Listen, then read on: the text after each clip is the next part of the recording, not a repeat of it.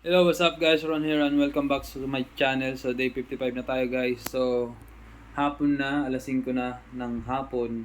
At ngayon lang tayo nakapaggawa ng vlogs kasi sobrang na-busy tayo. Kanina alas 12 na tayo gumising, gawa ng ano na tayo. Gabi na tayo, alas 2 na ba ako natulog kagabi?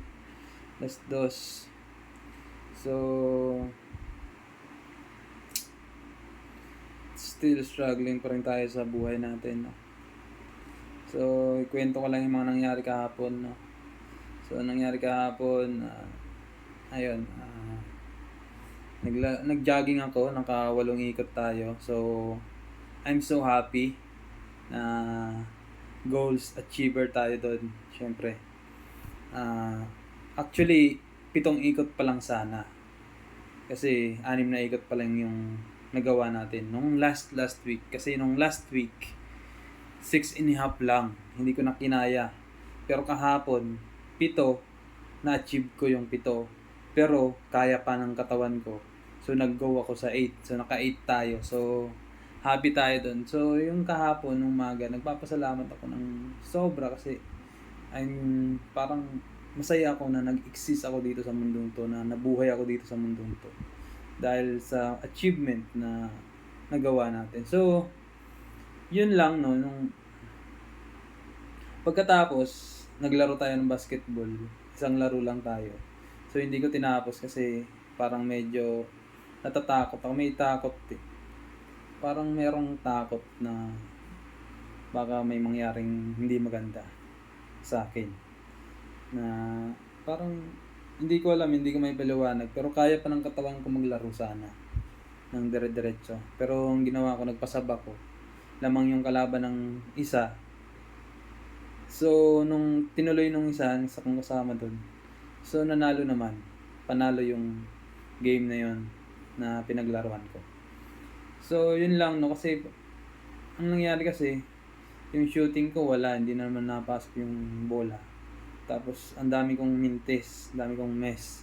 Tapos yung layup ko na lang, yung layup na lang, hindi pa pumasok. Parang na-disappoint ako doon. Parang ano ba? May something wrong. Tapos meron dun isang player na parang masyadong mataas ang tingin sa sarili, na parang bang tingin niya sa akin na hina. So, medyo na ano tayo doon, na-motivate tayo doon na manda ka lang. Balang araw, patutunayan ko sa'yo, ilalampaso kita. Yung parang ganun eh. May ganun akong ano eh. So, parang hindi siya okay. Iniisip ko kung okay ba yung ganung motivation or bad, negative, ano yun, negative na ganung ano. Pero yun lang no. Tapos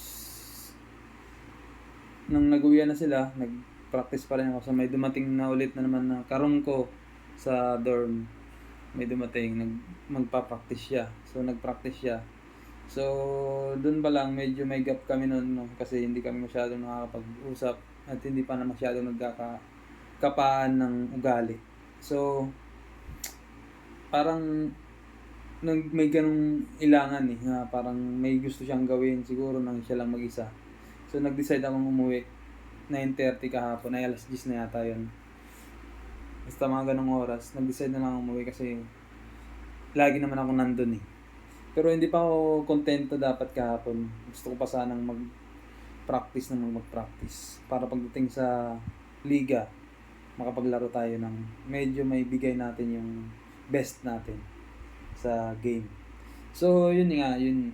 Pagka-uwi ko dito, sabi ko, ang haba pa masyado yung oras. So, alas 10, kumain tayo. Tapos, nag-ML ako maghapon. Sabi ko, ano kaya ang gagawin ko ngayon? Magpapamitik ako.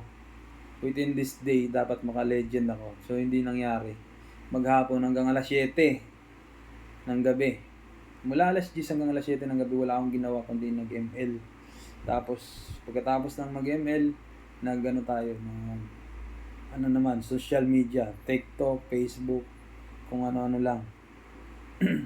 Tapos nga pala kahapon, dumating dito yung ex ko. Kinuha yung mga gamit niya. So yun, kinuha niya na. Tapos nag-iwan pa siya ng mga mensahe na parang di ko sabi niya, ibenta mo nga pala yung motor. Ngayon na. Pinipilit akong ibenta. Hindi ko magbenta. Sabi ko sa November pa yun. Pero hindi ko siya sinabihan ng gano'ng masama. Kung gusto mong ibenta, edi maghanap ka ng pagbebentahan. Pagka nakahanap ka, edi benta natin. Yung sinabi ko sa kanya. Akong paper sa niyang magbenta. Gusto niya daw ngayon na. Sabi ko, mag-uuwian pa ako dito eh. Hindi binigyan mo ang problema. Bakit? Sabi niya gano'n. Hindi ba ako na problema tuwing Sabado at Linggo kung saan pambili ko ng pagkain, saan manghihiram ng sasakyan, pagbibili ng pagkain. Sabi ko, okay, hindi ba? Sabi niya, hindi ba, patas lang. Sabi ko, edi maghanap ka ng ng buyer.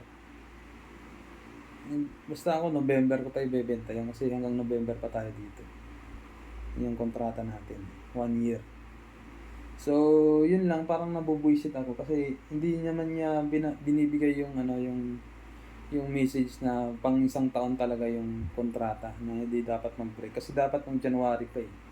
Nung naghiwalay kami, wala na akong intention na magpagbalikan sa kanya. Ayoko nang ganong immature, isip bata, mag-isip na bubuisit na ako. Yung parang nakakaumay pati siya. Parang na kahapon parang ayokong maging masama ulit kaso bumabalik na naman tayo, so siguro yun na naman yung naging dahilan kung bakit tayo nagpuyat kagabi. So ang daming dapat gawin, so ang daming dapat ayusin. So ngayong araw na to, napaggawa-gawa naman tayo, nakapaglaban na tayo, nalaban ko na rin yung mga kumot, yung mga labahan, mga pantrabaho. So ngayong tanghali ko na nagawa yun, alas 12. So yun lang no. ML ulit, nagbasa ng libro. So parang question ko kahapon, I feel stuck na parang do I deserve love? Do I deserve success? Parang ganun, parang lahat ng tao mahal ko. Sabagay, naisip ko ako nga din may kasalanan. Pero yung yung dito,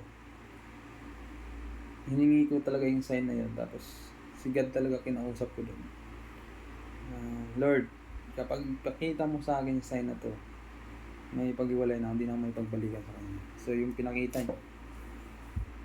Pero nakipagbalikan pa rin ako. Tapos yun, nagkasakit tayo, parang feeling ko na kakarma tayo sa ginagawa nating kalokohan. So yun nga lang, nung nag-decide na ako na hindi na talaga ipagpatuloy yung relationship namin, yung asawa ko rin sumabay. So sabay sila. Yun ngayon, yun yung naging problema ko ngayon kasi parang feeling ko ako na lang mag-isa. Nobody loves me.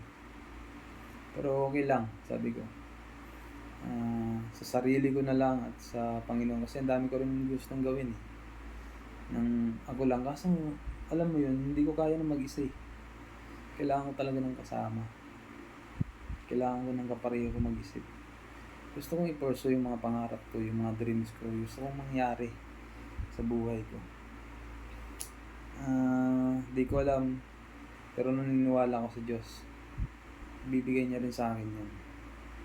Naniniwala ako. Promise, naniniwala ako. Pero sobrang hirap lang talaga ng pinagdadaanan ko ngayon. Sobrang hirap. Bakit ganun yung nangyayari? Negative. So I have to stay and remain with God. To have faith with Him. Pero parang ang hirap. So napupul na naman tayo dun sa sa dati nating gawain na gusto kong matanggal na yun at baguhin naman ibang gawain naman kasi wala na nga nangyari dun eh. So bakit tayo babalik dun? So yun lang parang ang hirap. Siguro from now on, ang gusto kong gawin is makipagsalamuha sa ibang tao, makipagkwentuhan, makipag-usap, at magbigay, magturo, mangaral. So, alis naman ganun ginagawa ko, pero hindi lahat kasi. Hindi ko lahat na entertain, hindi ko lahat nakakausap. Pero hindi all the time malakas ang loob ko para kausapin yung isang tao. So yun lang, no. Iniwasan ko rin yung mga negative masyado. Kasi basta yun lang, trust the process. Siguro nasa process tayo na talagang gusto kong iayos yung sarili ko. Gusto kong gawin yung tama, yung maayos, yung matinong ako, yung best version of me. Yung gusto kong ilabas talaga, promise. Pero pagdadating sa laro, yun nga, parang naiisip ko, parang wala akong lakas. Bakit hindi ko sila kayang pantayan sa energy nila pagdadating sa laro? Yun lang, siguro kailangan ko pa talagang mag-work hard, mag-work out ng maigi. Hindi pa sapat. Nakikita ko talaga hindi pa sapat. Kailangan ko pa ng matinding ensayo. So yun lang po guys, that's it for today's video. Maraming salamat and God bless us all.